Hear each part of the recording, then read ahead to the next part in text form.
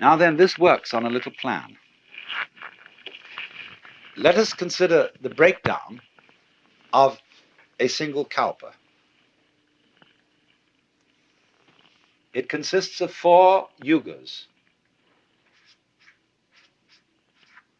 Yuga. That means an epoch. Number 1 is called Krita, or sometimes Satya. And these names are based on the Hindu game of dice. There are 4 throws in their game, and Krita means the perfect throw, the throw of 4. Number 2 is Treta, the throw of 3. Number 3 is Dvapara, the throw of 2. And number 4 is Kali, that's the worst throw, the throw of value 1. Now, you will see that these yugas divide up a period of 4,320,000 years. I never remember numbers too well. So, the first yuga is 1,780,000 years long. The second is 1,296,000 years. The third, the Dvapara, is 864,000. And the Kali Yuga is 432,000. Now you see what's happening here.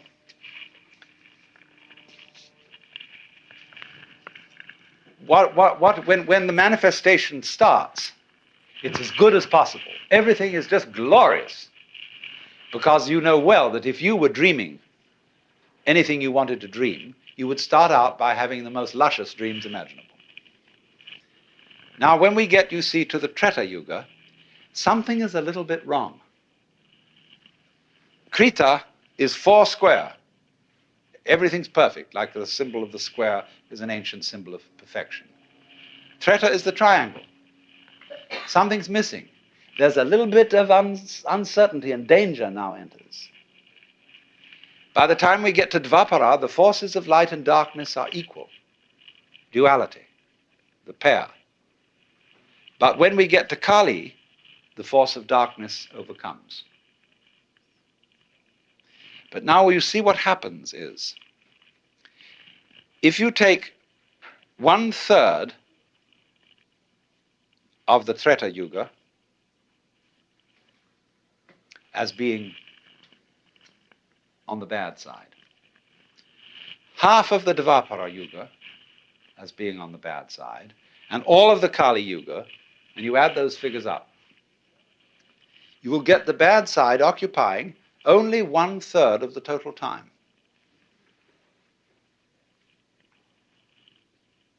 So what's going on here? It is not quite a situation, you see, it is not a view of the cosmos in which good and evil are so evenly balanced that nothing happens.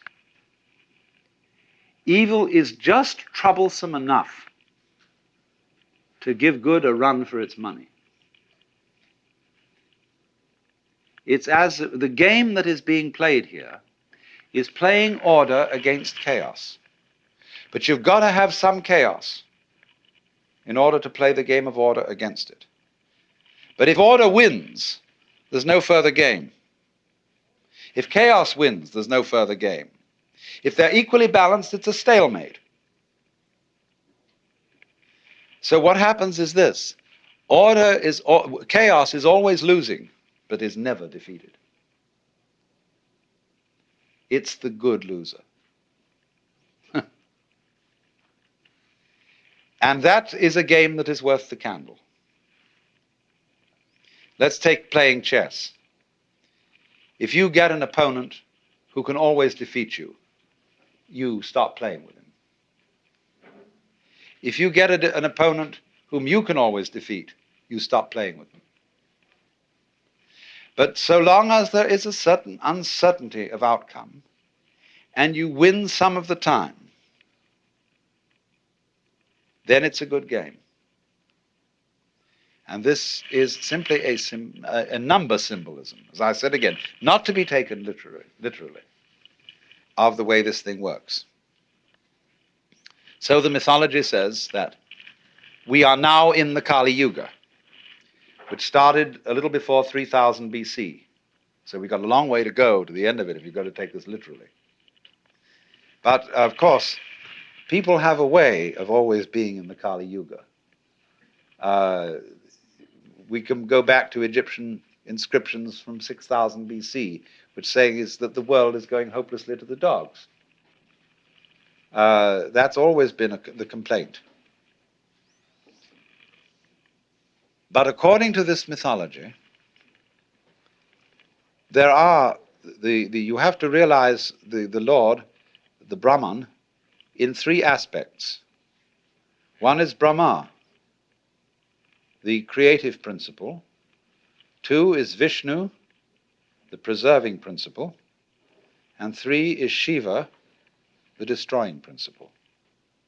And Shiva is very important here. Shiva is always represented in Hindu imagery as a yogi.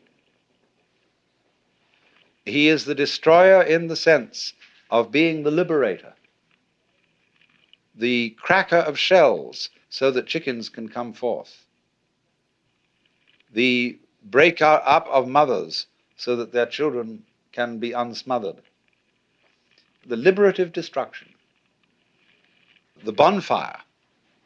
That's why devotees of Shiva like to do their meditations along the banks of the Ganges where they burn dead bodies. Because through destruction, life is constantly renewed.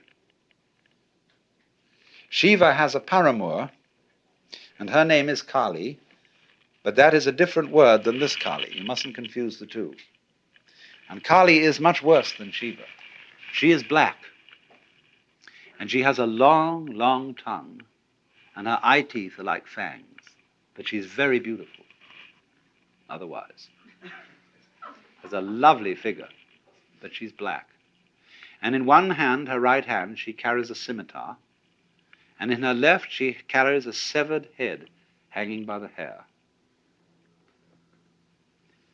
And Kali, who is Shiva's, you see, Shiva is normally considered wedded. All the gods have their paramours, and they're all examples of the one central self.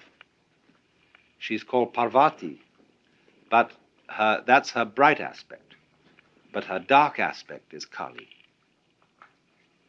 And Kali is the awful awfuls, the thing above all that men most dread. Kali is outer darkness. Kali is the end. She may be represented as a blood-sucking octopus, as a spider mother that eats its spouse. And Kali is the principle of total night. And yet there are those in India like Sri Ramakrishna for whom Kali is the supreme mother goddess. Because she is two-faced. She is playful and terrifying, loving and devouring.